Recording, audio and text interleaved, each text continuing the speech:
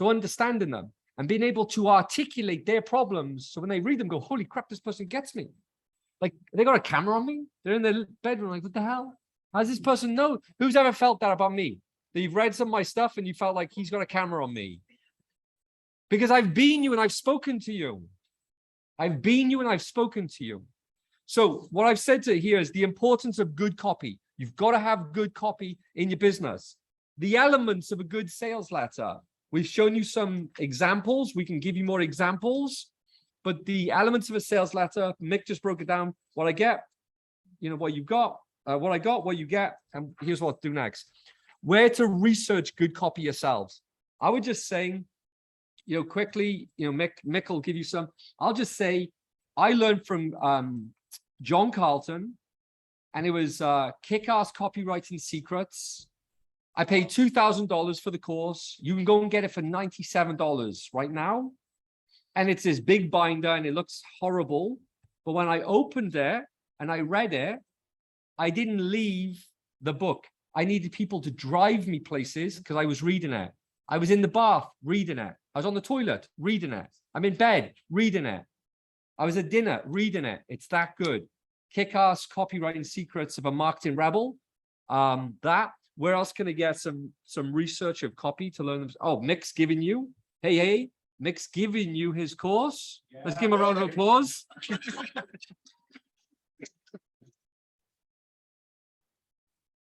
And I shit you not. He won't say it, I'll say it. He's one of the best. Just his level of knowledge in this is just far greater than the majority of people out there.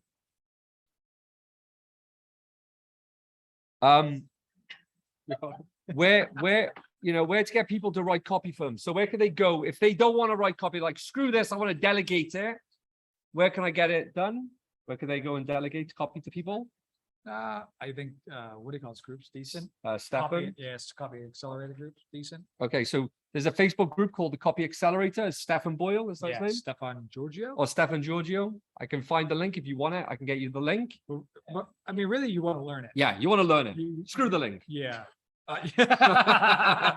Really, you want to learn it because what we learned. I wouldn't, because honestly, like, I think most of the copywriters out there are quite crap. Yeah, most. And if you don't know good copy, and you're at and what he said is most of the copywriters are crap. The worst thing that I've had to deal with is copywriters who say they're good at selling you the work, but when it comes time to the work, they're not good at the work. Yeah, like I teach this to my guys. There you go. So I'm like, you need two skills to be like, never worry about money again.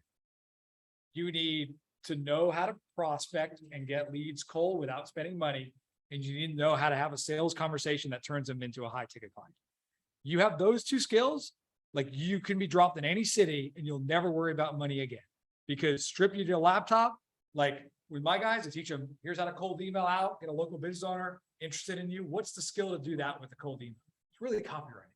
It's really the messaging of the cold email that makes it work. It's not the templates. It's not any of that stuff. It's really the stuff that I taught you guys today.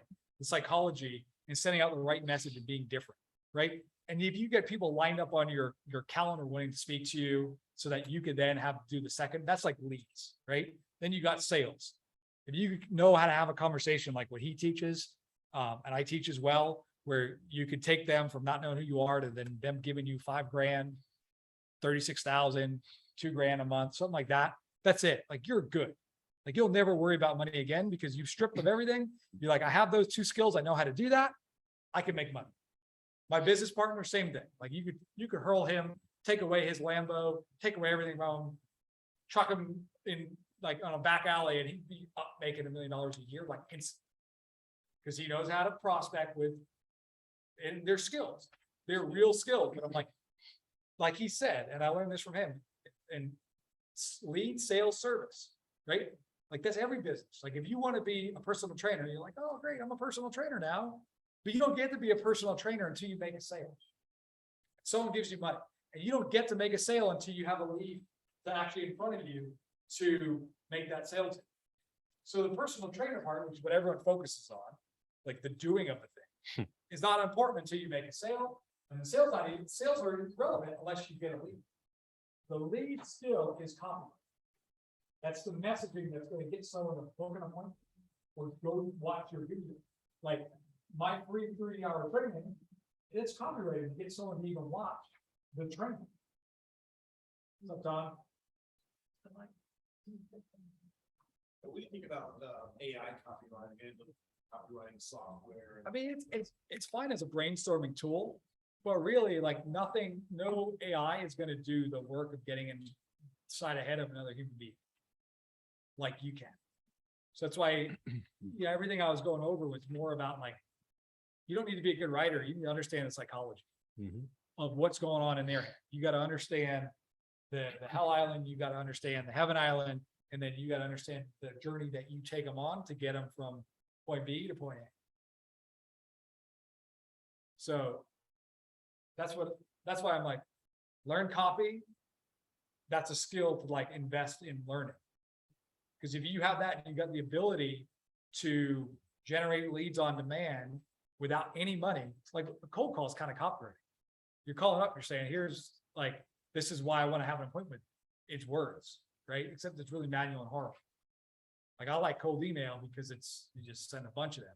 But it's the same thing. Like if you're doing an organic Facebook post, what's going to make them respond to the organic Facebook post? Copy messaging. I think in terms of messaging. So you got to learn that. And then once you have them, most big ticket stuff, you're not going to be able to sell. Like copywriting is good up to about $200. That's it. Like there's another concept I teach my guys called like intimacy ladder, where it's like the most intimate thing we could do is this right now. Easiest conversion in the world, or 101. The hardest thing to do is send someone a letter, no feedback at all. There's no intimacy, and they read the letter. So when it's just a letter, you could convert up to about $200. There's so much competition out there. No one's making any money selling $200 things. You got to sell expensive things. The only way you do that is with sales conversations, which that's the second skill to get good at, which is what he teaches. Very well. If you get those two skills, you're good. Are we clear with that? Yes. So that's why it's, it's not good to outsource it. It's why it's good to learn it, because then it's if anything happens to you, say whatever happens, like Mick said, doesn't matter what happened to me recently. I said, yes, I'm fine. Just, I'm completely fine. So I know how to drum up business. I know how to close business. So it's leads, sales, service. So you start with the service. What am I going to sell them? Like something easy to sell, easy to deliver, easy to consume, easy to get results. So I mentioned this morning. And then marketing and selling of that. So, yes. So Good stuff, by the way, Nick. my copywriting. Yep. Is it better to be not that good out there? Yep. Work on getting better than just outsource it in the meantime while you work on it? I think it is. Yeah. Like only when you get, It's kind of like you can't really have that bad of copy. you'll get, like, it's not about the writing. Like what I just taught you, you'll be good. Yeah. Like Yeah. you just take the principles of what I just taught you, you'll be better than like most people out there. Like base. And then if you want to go like deep, can I see the screen? Yeah. So like, this is what I did because I'm kind of a nut. You don't have to go nut, by the way. You don't have to go nuts like I did. If you type in Gary Halbert hands-on experience, like he's one of the goats, made a ton of money back in the day, like probably one of the best copywriters ever. And he's got a newsletter here where it's like, every once in a while, someone comes to me and says something like, Gary, I've got to learn how to write copy. I've never done it before. I've got just 30 days to create a world-class promotion. Can you help me? Can you make me a world-class copywriter in 30 days? Can you? Right? And the whole thing is on this, which he gives you a list of books to read. Right here. These are the super texts of advertising. You got scientific advertising, Robert Collier letter book. He's the guy that was like entering the conversation in their mind. Tested advertising, how to write good ads, the Gary Halbert letters, which are free. Boron letters, Lazy Man's of Riches, Breakthrough Advertising. Amazing book, by the way. 7 Steps to Freedom. Then he tells you to read those through. And then he has these right here, which you can find all these letters online. He tells you to copy them out by hand. All those letters. Do you make mistakes in English? Right? You can Google all those and find it. And you write them out by pen. And then you go back and you read the books again. When I was 23, I was actually a nut and I did all of that because I was like, I'm going to be rich. So I was like freaking motivated. And I actually did that. And I got really good. And then I had self-esteem issues, which thought I wasn't as good as I really was. But you learn that by taking action and doing it. Like with this, I got better than almost most people out there. And that was it. But that's a lot of work. But that's if you want to get good, like it's such a skill because it's the lead getting part of any business. And those are the super texts. Like he's actually a great trainer because he's like, these are the original texts of how advertising was developed. Study this. And if you like all like Frank Kern, Brunson, all the top guys, the one commonality is like they've all been through the super text and they've all done these things. Like they're playing at a different level than the majority of people out there. Go ahead. When we have like different, when we have different pains and ways of saying assumptions that we want to check which one is better, is there a way to check that out and see which one is better? Which I like to just imagine that I'm the prospect and then be like, if someone said it to me, what would I say? And I think in terms of like images. So it's like, how is the image that because that's all we're doing with words. Like we have an image in our head and we're throwing it to the other person. So it's like, what is the image that we're putting in their mind? Can I make it clear? Can I make it more specific? Can I make it more concrete? And then I use Grammarly with my grammar scrap.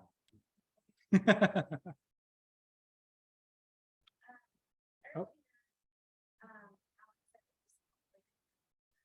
Yes.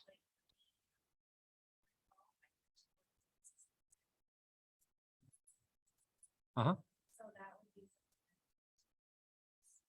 Yeah. So there's so So is that- so yeah, like through this, you will be consistently confident in like you'll be like from this, you'll consistently be trading. You'll be confident at trading. Like you're gonna throw those words in multiple times. Like this is like like say the bonus is a template. The confidence,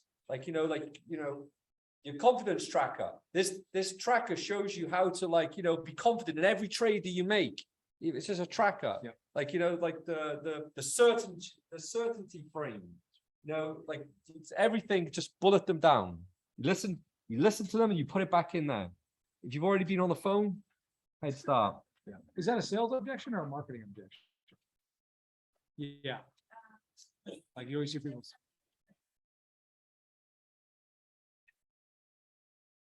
Is that before they sign up? And then they're not signing up because they're not confident?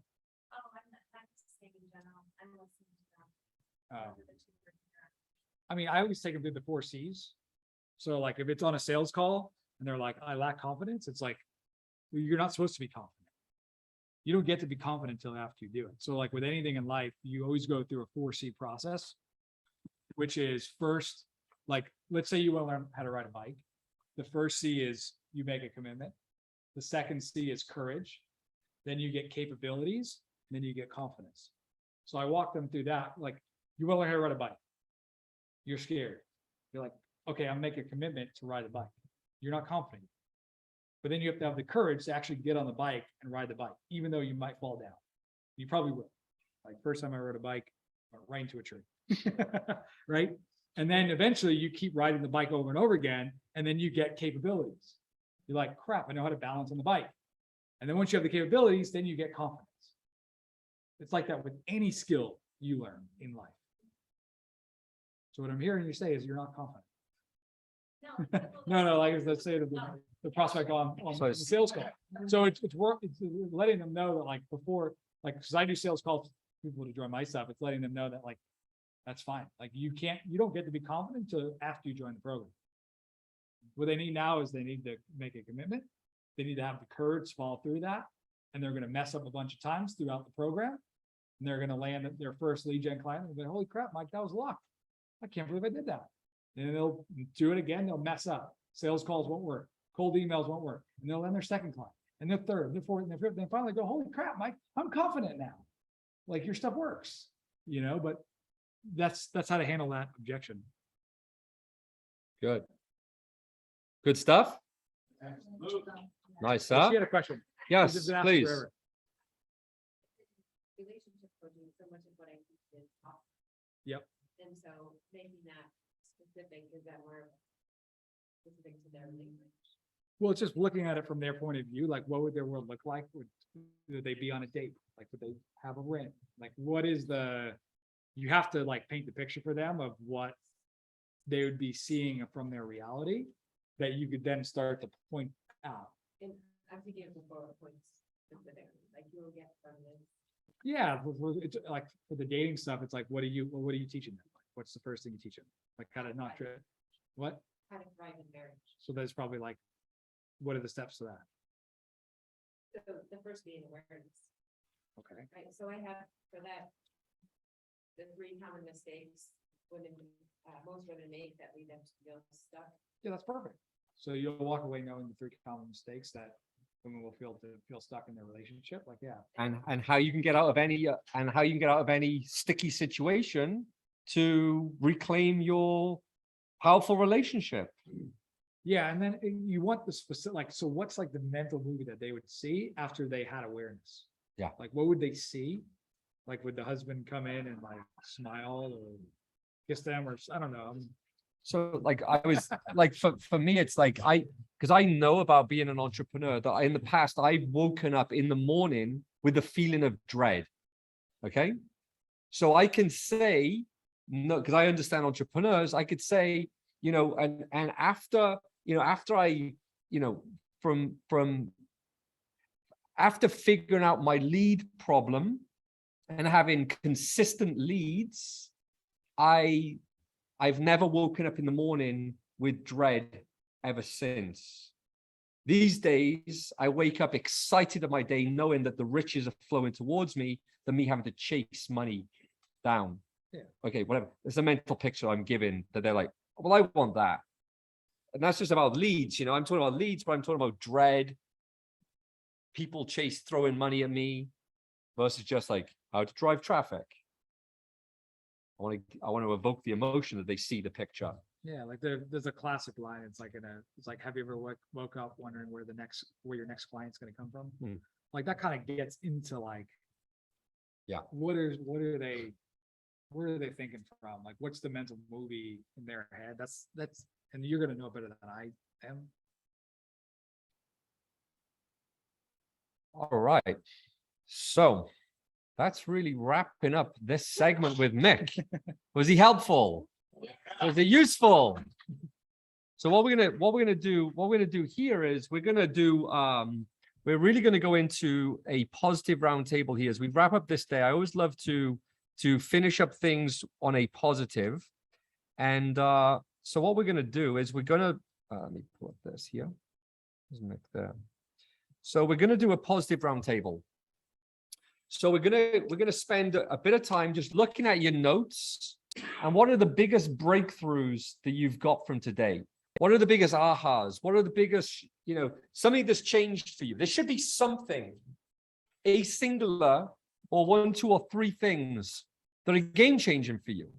Each of you got your own different ones, but there's something that should be that if you went away and applied it, would be leverage for your business. It would be that trajectory point. Your business is never the same. As an example, I was at Mick's house. I'm reading his books. I'm just sitting on his sofa, just as I do when I go over his house. I love his books. I'm there. And Adam's sitting next to me, who's very disappointed. He just posted in the group. He's very upset that he's not here with us. Because I just posted a story of Mick talking and Adam's seen it. He's like, I wish I was there with you boys. And as I'm reading Mick's book, Adam says to me, we didn't know what made us successful. And my ego is like, what? Of course I knew what made us successful. It's like, no, we didn't. Because if we knew what made us successful, we wouldn't have stopped doing it. And I'm like, ouch. He's right. He's right. We wouldn't have stopped doing it. And I went straight back to doing it. Went straight back to do it. I'm like, but let's do it. We're putting that straight back in. And we've made millions of dollars from doing it. And we're going to keep doing it. We're going to make tens of millions of dollars. But another lesson in the past, ego, make money, spend money. Who's done that? Okay. Jess has kicked my ass. Make money, save money, invest money. Who likes that? Yeah. Okay. Now imagine too much money coming in, not to know what to do with it, and let somebody else take care of it so it multiplies that much faster. And you just enjoy what you do. Good team around you. All right. So here's what we'll do. So they're just some earth-shattering things for me. It's like understanding, go back to building a list of customers. There's something here for you. I'd love you to quickly write them down, and we're going to do group shares. Now, what have you got to do? You want to go, or you spend time with us? Good. I got you for dinner. If you want to join us for dinner, I've got you on the table. We're doing all you can eat. All you can do steakhouse. So it's we've got a big private room back there if you'd like to come. See if we can try and, got a little bit to do, but yeah. what's that?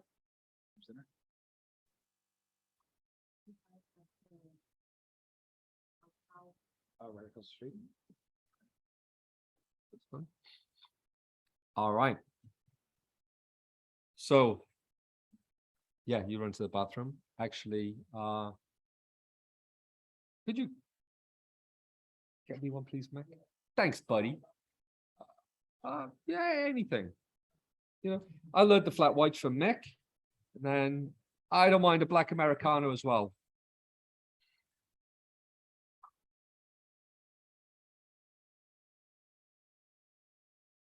So the exercise right now, just so everybody knows, you could just write down. And this is what this is for as well. This is not only for so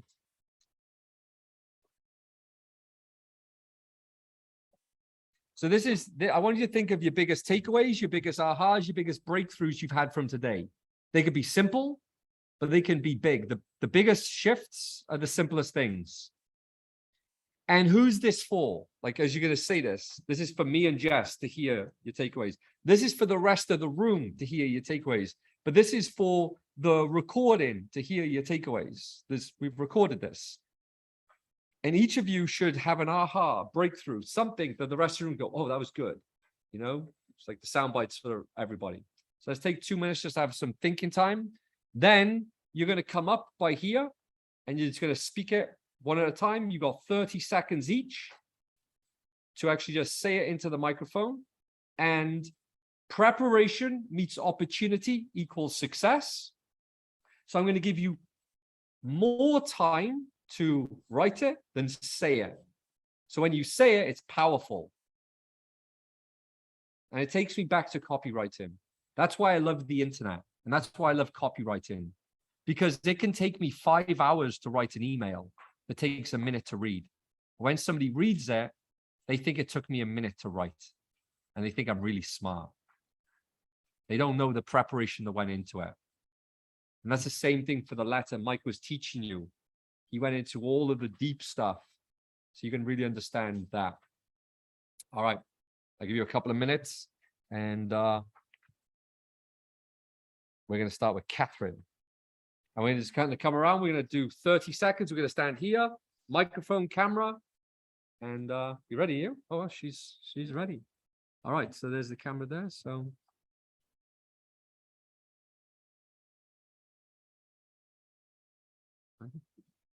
So knowing what my avatar is, I've done that so many times, and today I actually know what it is. Sorry about my voice. The elevator pitch, thank you, Jess. I never knew how to explain what I did and how to write a sales letter that works. Very Loved nice. it. Congratulations. Let's give a round of applause. Nice. Let's just keep it coming then, Kai.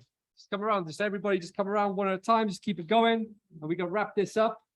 We finish this day up. For Jenny, Chad, just keep it coming around. Let's go. Today was pretty awesome. I learned that one-day events could be very powerful if using the time more education. And I'm going to weave in like the 11 kind of persuasion steps.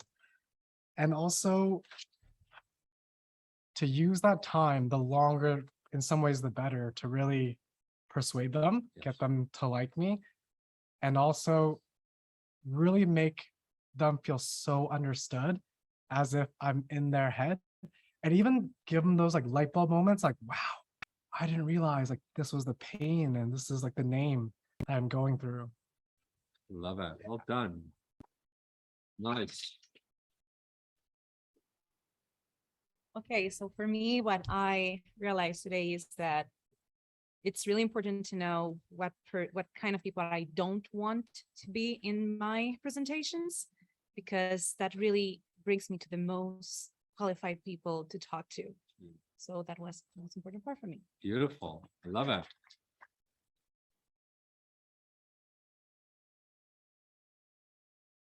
Looking there. Yeah. All right. The best thing that I learned is what they can't detect, they can't resist. You make your marketing not look like marketing, they'll like it.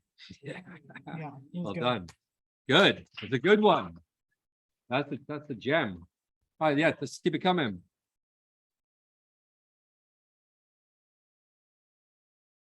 We could just start, I guess, start making your way around, so it's quicker. Robert, Mary, Cherie, put it up.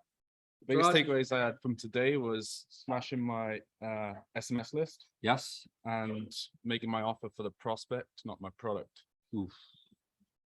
Huge. Yeah, huge. you. You're gonna buy another Lambo from that one. For real. Buy us all one. Yeah. So I would say my biggest takeaway today was that there is psychology and science involved in copywriting, and that is the art. And once you get that down, everything else will fall into place. And when it does fall into place, sales becomes superfluous. There you go. Nice. Nice. Okay. My biggest takeaway was learning more, what's it called, the 13 proof elements, Mm, because I thought testimonials was the only way that I could provide proof. And now I have a whole list of options of things that I can do to provide that proof for those logical buyers. nice. Well done. I like that. So mine was how simple copy can be and how if you put something out new, kind of that resistance, that they'll pay attention, but that we can also come up with our own ideas, but also follow like other people's and learn things new. Nice. So, yeah. Very good.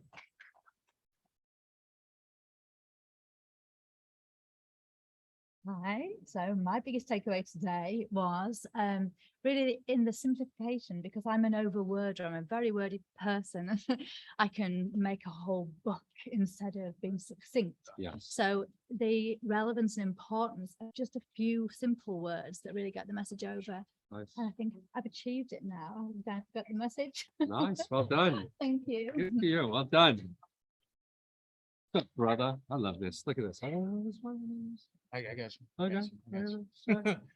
So my biggest takeaway was a few. I would say one of the coolest things you said was how you create raving fans in a day. Yes. And you said that before, but it hit different today. How you can do it in a day versus, everybody running ads and it taking them a while to do so with social media. So I think that was my biggest takeaway, that and the sales training / our sales copy training, making it simple. And I feel like I'm pretty decent at copy because I've been doing it for a while, but not to this level. So understanding that there's a level of separation I need to close. Nice. Well done, brother. I love that. Beautiful. Ooh, So my takeaway was the more time someone spends with you, the more time they invest with you. So for me, like building the business and the onboarding and keeping the clients and making them feel safe. there you go. Beautiful. I like that a lot. The biggest takeaway is the more time they spend with you, the more they'll spend with you. Hey, Hey, bro. Yeah.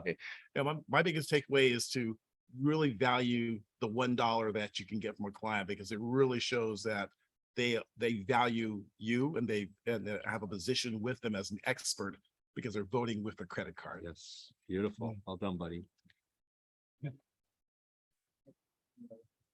Man. Biggest takeaway I got today was that I need to stop being in my head about like my copywriting, worrying is it too long, is it too short, and being too crazy about it. So I'm a bit of a perfectionist. So I just need to, level it up. That's it. Nice. And get them ahead, get them away. Good for you. Yeah. Thank you. I like it. Well, coming from the perspective of not going through any of this before, the biggest takeaway I've had today is realizing that the client I don't want is just as important as the client I do want. Yeah.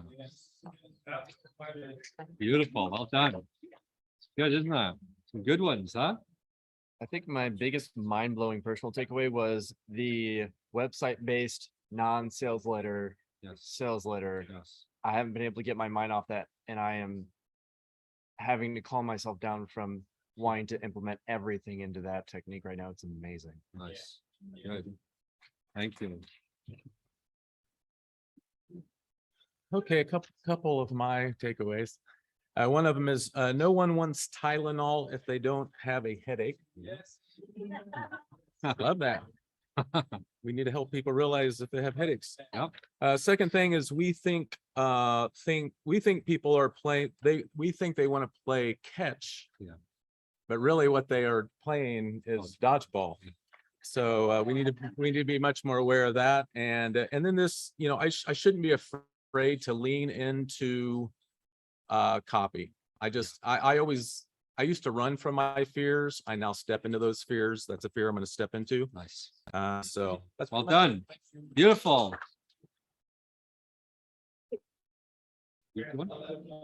No? I'm doing.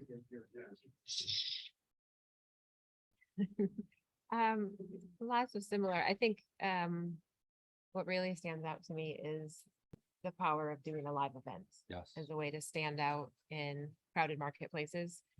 And at the same time, really having that as the means for positioning ourselves as experts. Yes. Well done. Great. Thank you.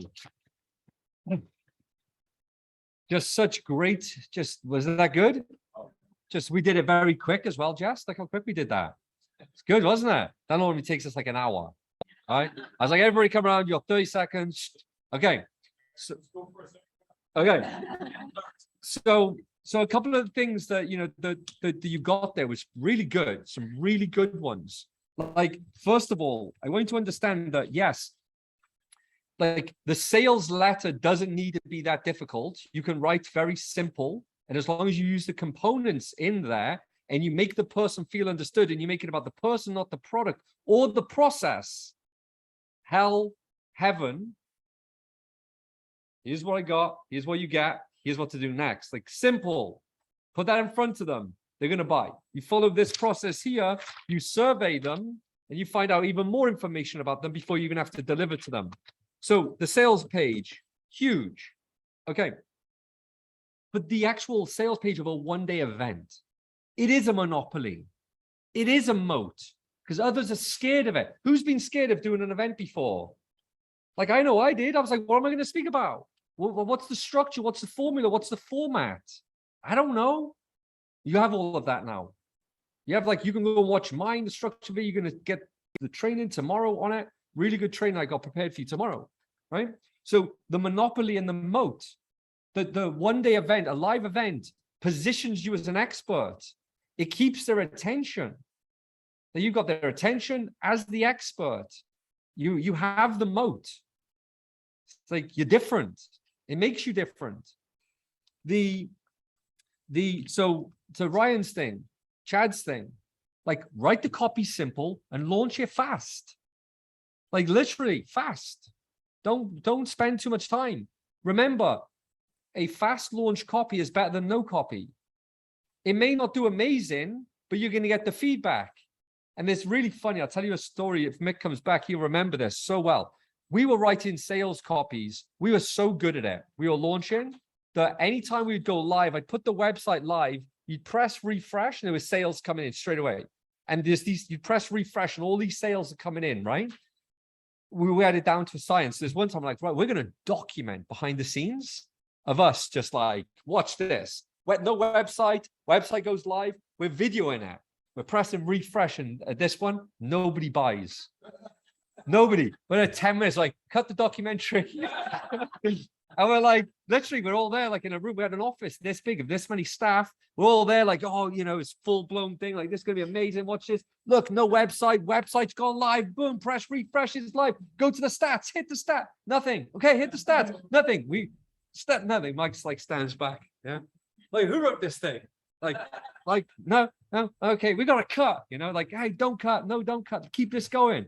Oh, it's a total different documentary then. Yeah. But we turned it around and we got it to work. We made some edits, changed the headline. Who did I speak with? Who was I just speaking with? Huh? No? Who? Well, what the hell?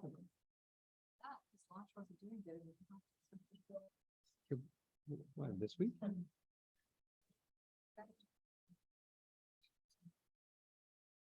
Oh, yeah. Sorry, yeah. So, yeah, sorry. Yeah. Just recently, yeah. Guy launches, big woo-ha. I get on the phone with him, launches and working. I tweaked a few things, launch works the next day. So, like, you're better off going live because the market's going to tell you if it works or not. Than like sitting in your own head, like, is this going to work? Is this going to work? Is this going to work? Overcomplicating and it doesn't work. So simple works. And then just to finalize on what you said, what Mick is doing, which I call a super funnel, what he's doing right now is where you want to get to. I'll lead you to there, is where I'm going to get to. But the one-day event is going to create content for your super funnel. What you do at the one-day event is that. But you want to test it with an audience first, get it live out there, listen to them, get the feedback, know if the offer works before you put it on a page. Because it's just the best way to do it. Okay. Because yeah. So on that note, does anybody have any questions, or we can break early? You have questions? So when you put the date in, this is for your copy. What is this copy? The sales letter is for the one-day event. So we're here. So this is why we have this. It's advertising, right? Yes, it's So- advertising a one-day event. Could I do on the third Thursday and do that once a month instead, so I don't have to change my Yes. date? And just. You just put a date on it. It just changes like 20 seconds. I'm just thinking. Just don't make it complicated. Single event. I don't want you to think about repeating this event. I want you to think about a singular event. I'm going to do a event. I'm going to drive traffic to this event. I'm going to present at this event. I'm going to make an offer at this event, and I'm going to review the data of the event. Off that, I'm going to have feedback. I'm going to optimize based on that feedback, and I can then do it again. But just one, singular. Otherwise, I think they can come next month, the next one. Yeah. Screw them if everything is ever going to be done again. This is never being done again. Why is it never been done again? Because the event that I did on this day was unique to that day. If I do the same event in the future, it's for the future event day. And right now, we're not even talking about that. The day only. Who else got a question? Good round table, by the way. Good stuff, huh? Good first day? Yeah, good. You know, we worked hard to simplify it, you know? And like with copy, I brought Mick and I'm like, right, how do you make copy simple for these people, Mick? You know, he's like, right, I think I should teach them like the underneath the copy so they get why you're writing copy than like giving them a template. He's like, you can give them the template stuff in a video course, you know? Good. Just remember, and all you have to remember is these are real people. These are human beings. So now you've got the elevator pitch. It isn't about going out there on elevator. It's like knowing who, how, who, what, how. Like just understanding that as okay, I got this. Let me write more to that. Let me speak to that person. You speak to real people.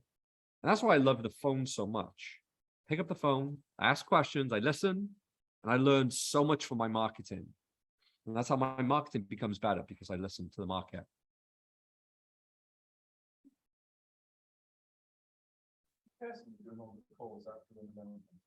Me, yes, I was.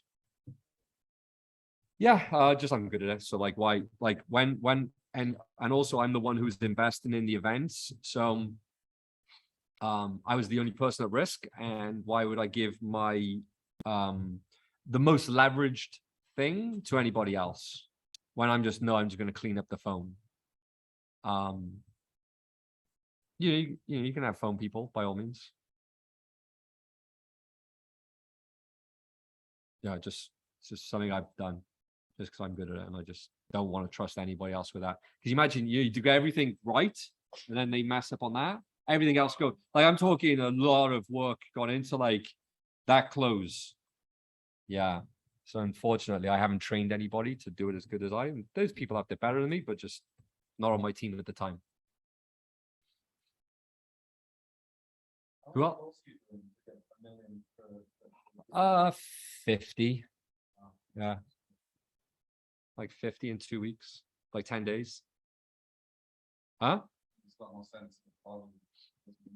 Yeah, just like 50 calls, but they pay for the phone calls as well. So what I do is I make somebody pay $1 to come to the event. And then they come to the event, and then they've got to pay $197 for the sales call. We did both. Sometimes it was refundable, sometimes wasn't. Yeah, so I've tried both. And basically the one that worked better was non-refundable. Yeah. Because then it's commitment. It's like, they're already sold before. Like what I really like with like, I'm really good at sales. But the problem with that is that being really good at sales means that you can have to like brute force. I can go out and sell somebody on that. Like we go out and watch me on that floor, sell somebody something that they don't know they want yet, but I'll find out what they want. And I don't know how to deliver it, but I would know how to sell it. So I could sell them and then figure out how to deliver it. We go out and do that today. I'm good at sales, but being good at sales isn't as good as being good at marketing, because marketing makes selling superfluous. I would much prefer have a room of people lined up as buyers than have to line up and sell people in a line. Make sense? So just having them already make the purchase always helped me. Oh, look at this guy. Sold me on a coffee. Give it up for Mick. Hey! Love Mick. I missed you, Mick. I spoke to Mick on the phone the other day. We haven't spoken for about we've spoken, but like we used to speak all the time, and then divorce, stuff. Just had to stay away from each other a little bit. It was just safer, wasn't it, Mick? And just women and men and just a minute.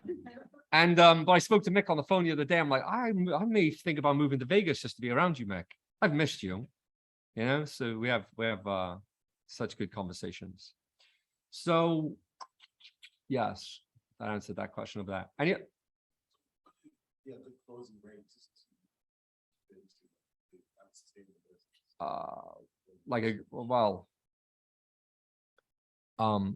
The temperature is the temp, huh? The temp, like what I like to look at is not even the closing rate.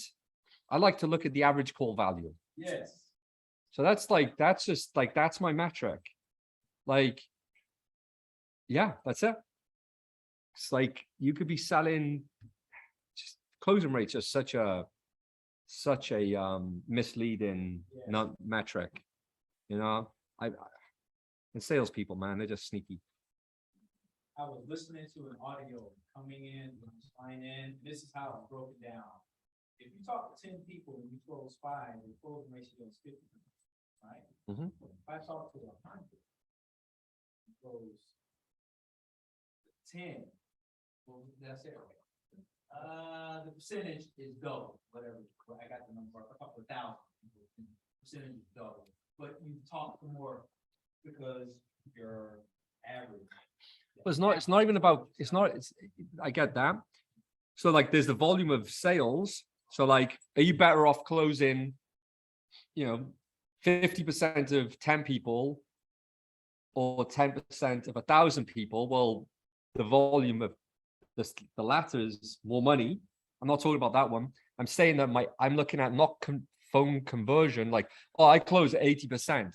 Yeah, but what's the product you're selling? Well, $100. Okay, so you're making like, what is that? $100 divided by what's 80%? You're making $8 a call or something.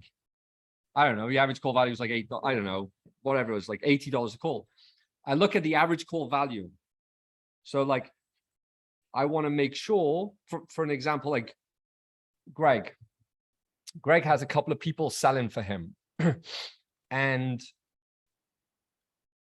let me just explain average call value. It's the metric I look at. So it's the amount of money that you've made divided by the phone calls that you've taken gives you an average call value. You make $10,000, you've made 10 phone calls. The average call value is what? $1,000 a phone call. Okay. You make 20,000, 10 phone calls. The average call value is 2,000 a phone call. I look at that metric more than I closed 20%, 30%, 40%. Don't even look at the close percentage. I just want to know how much it cost me for a phone call and how much the phone call was worth. How do I lower the phone call? How do I increase the phone call worth?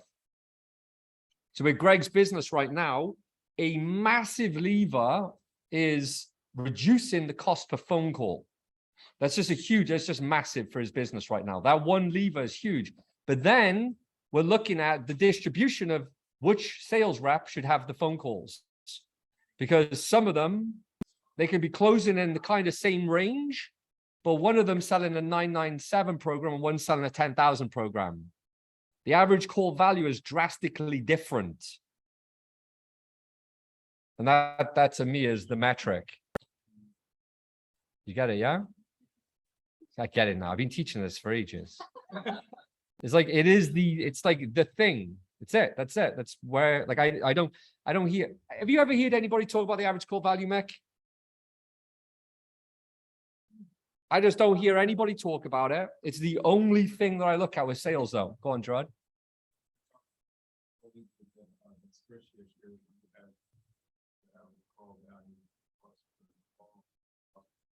Yes.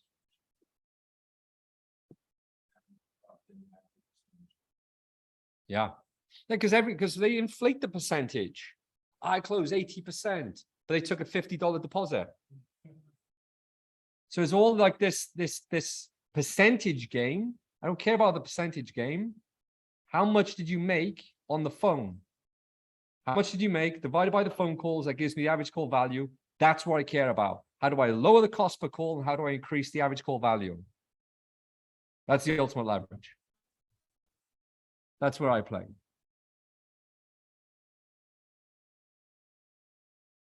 Any other questions around live events or anything? When you're doing average call value, you're doing it based on how much you collect on that call, or? Good question. So there's two. And Jess made a calculator for you. So you have this in your calculator. But there's one, it's the average call value on cash collected. And there's the average call value on contract.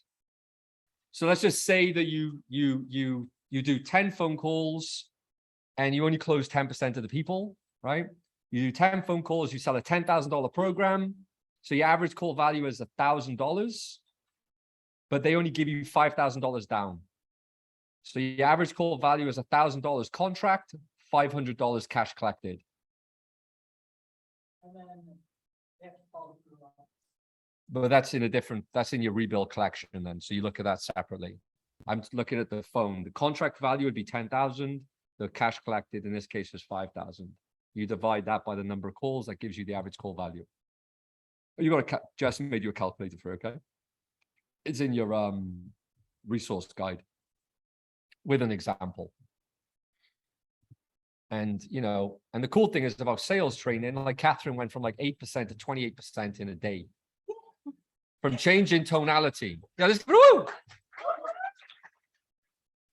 from changing tonality. And what's amazing is we were at this, we went to a show last night, the Mad Apple, and Chad sitting next to me, and Chad, bless him, right? It's like Chad, Catherine, bless them both, they've really struggled with sales.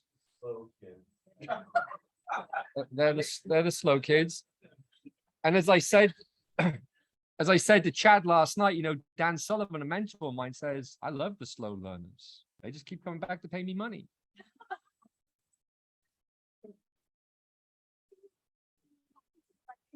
So I love you.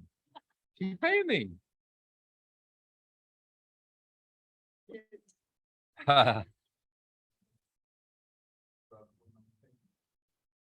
Oh yeah, I put most people on payment plans. I like the residual. Like I like just having that money coming in every month. There's just something about it that just gives me the security knowing I'm starting the month with a lot of money coming in. And because we know our average rebill collection, we can kind of pinpoint how much money is going to come in, how much is going to drop off.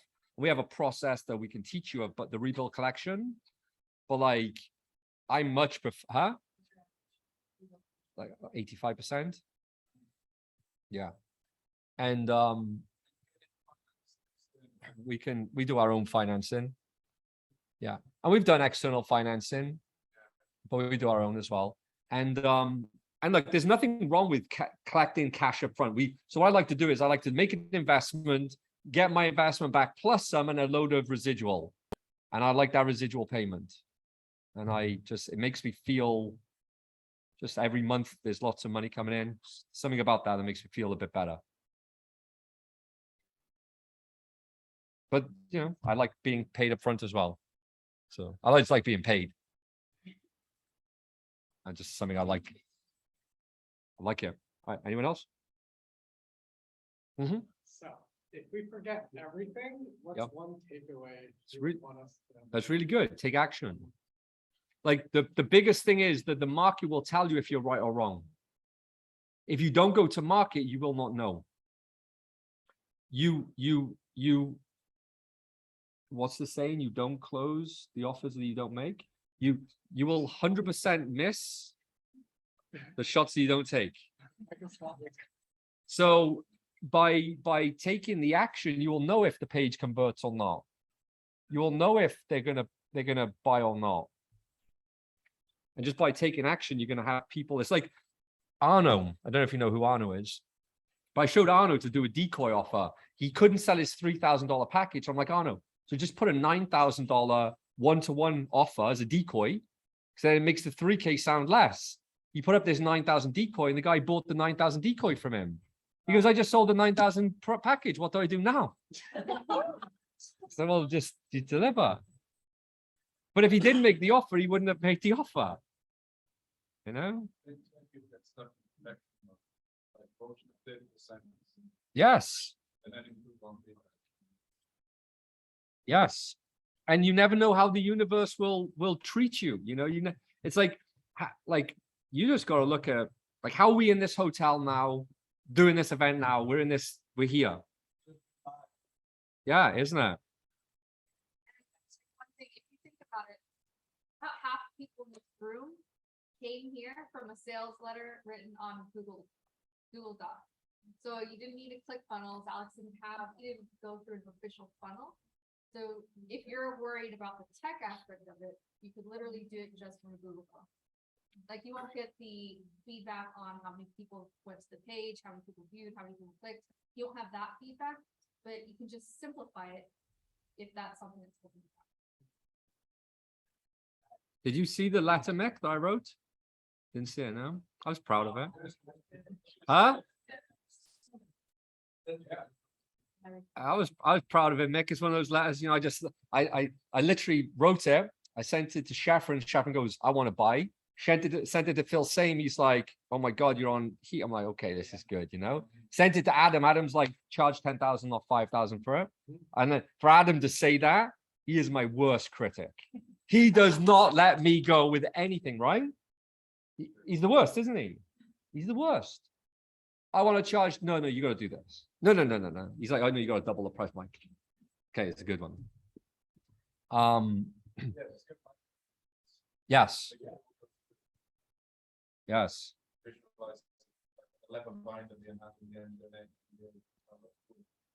You see the visualize in this as well, right? There you go.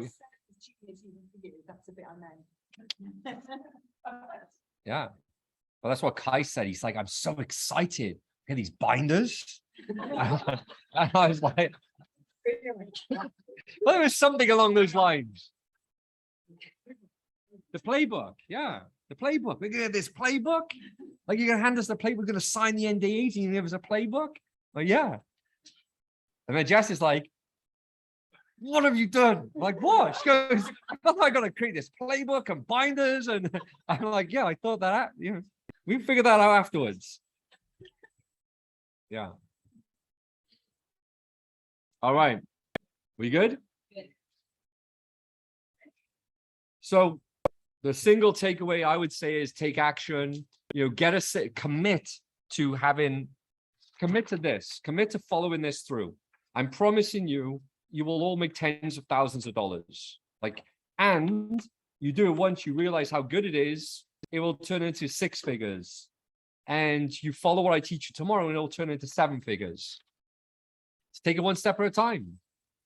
But like the last, I don't know, 5, 6 events we've done have done $1 million each. Blows my mind. $1 million freaking bucks. I don't even get out my slippers. Yes. Yeah.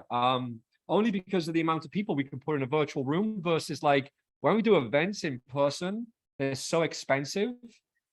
They're just like so much more expensive. You do an event for several hundred people, they come to a lot of money. Virtual events, like upgrade your Zoom. Yeah, so we just put more people into the virtual world. Yeah. Yeah, you just yeah. Either just, you know, you just need more people. Like, you know, my Zoom right now is downgraded to 100. I just need to upgrade it to 500 to fit it up to an event. So, all right. Okay, so for tomorrow, we're going to go into creating the offer. We're going to be working on building out your offer, and then we're going to be building out your presentation. You will be leaving with an offer and a presentation tomorrow. You will have them. So what I really want you to do is to make a commitment to writing a sales letter and launching a sales letter. And basically you put the sales letter up and you're going to send emails, you're going to send text messages, you're going to post social to it. And it doesn't matter if you get 10, 20, 30, 40 signups, the number doesn't matter. Committing to the process matters. Going through the process matters.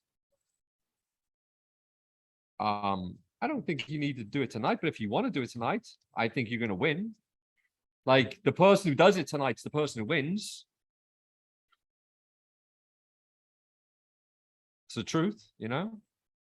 We are going out tonight for food, but if you want to stay in and write a letter and launch it, that's a smart move. Like, or after dinner, yes. Okay. You good? Happy? Want to do the final wrap up? Sales letter. Okay. So here's what we're going to do, because we do have some more time. We're going to just give you some time to actually write, just work on your letter. We've got Mick with us. Not often you get Mick, and he comes with a, like, okay, let's just put it to Adam. I used to be able to get Adam for free anywhere. Now Adam wanted a private jet. True. Mick, this is it. Mick's like, it's a good deal, Al. Mick's trying to get Adam to Vegas. Adam wants a private jet in. He wants a suite upstairs, not a room. He wants a suite. He wants a private suite. And he wants the butler with Mai Tais to teach you all with Mai Tais. And I'm like, I'm drinking on stage. And I just looked at it, I'm like, Mick's like, Al, good. He's posting like, this is a good deal. And I'm like, yeah, you know, I definitely thought about it. Jess like, nope. One word. She's like, nope. I showed her the message. I'm like, well, the jet's this much. Nope. So, you know, it does cost money to get these guys in. We've got Mick here right now. So, you know, if you want to, you know, speak with him, utilize him, like, do it. Like, ask him. Like, this is really, you know, this is a big leverage point for your business. So with that said, spend some time writing or ask Mick, myself questions. But with that, then Jess will be doing the final wrap up in about 10 minutes, giving directions for this evening. And what time do you have to be in the seats in the morning? 8:55. Who's not going to be in the seat at 8:55? Kit.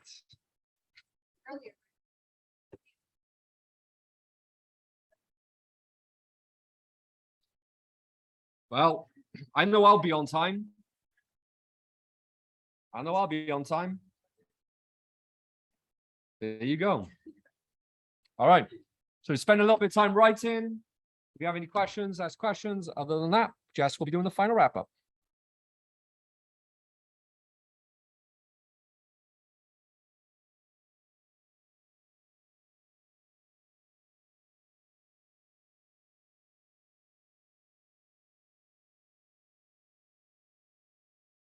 Yeah, I can.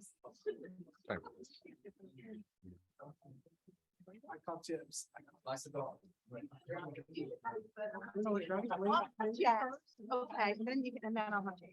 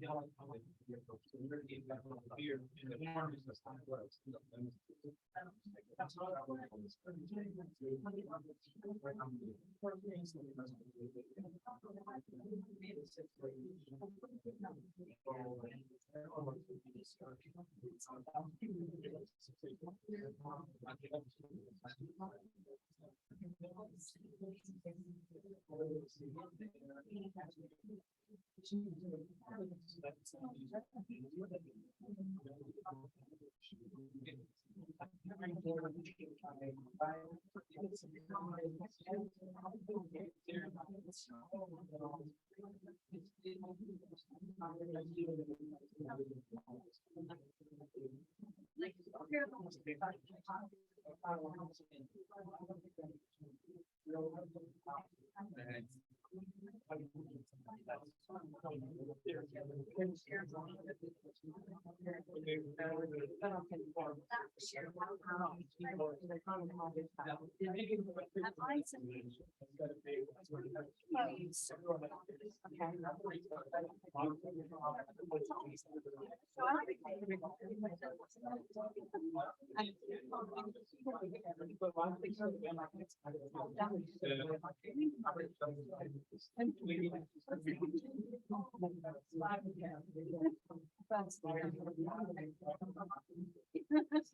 said that.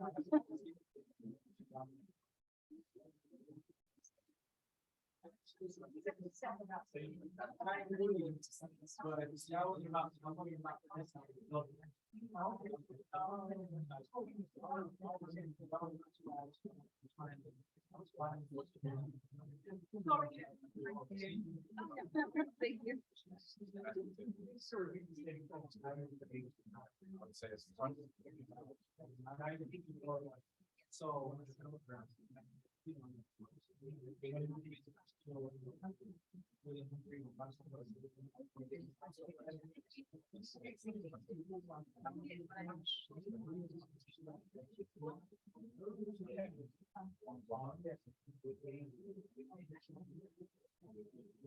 Do you have a large right now? Try it and then just get back with your.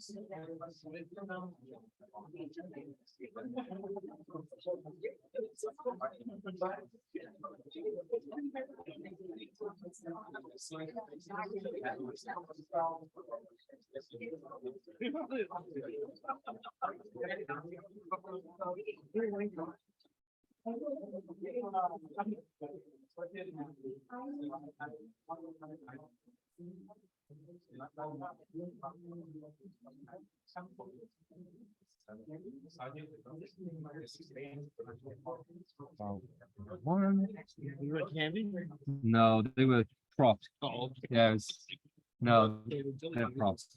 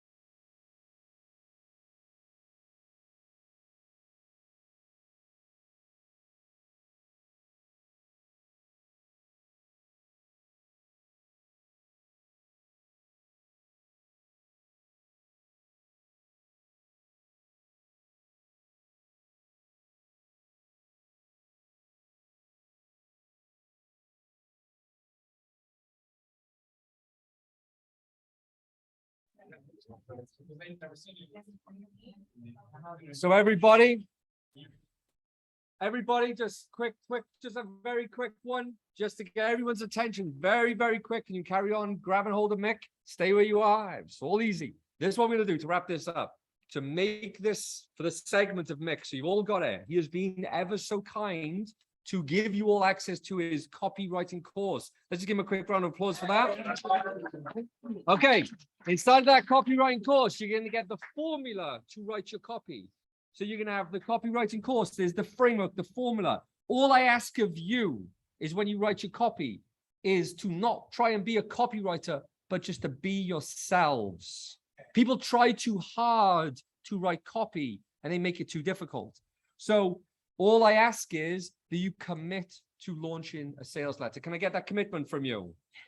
That's it. Okay. So we're gonna wrap up this segment here. Jess is gonna quickly give you some advice, and then Mick's still here. You can pick his brain. We're gonna be hanging out, but for just now, that wraps up that. Jess. Okay. So we are meeting for dinner at 6:45. They will not seat us unless we are all there. So please get on time. It's literally just right across the street on the Treasure Island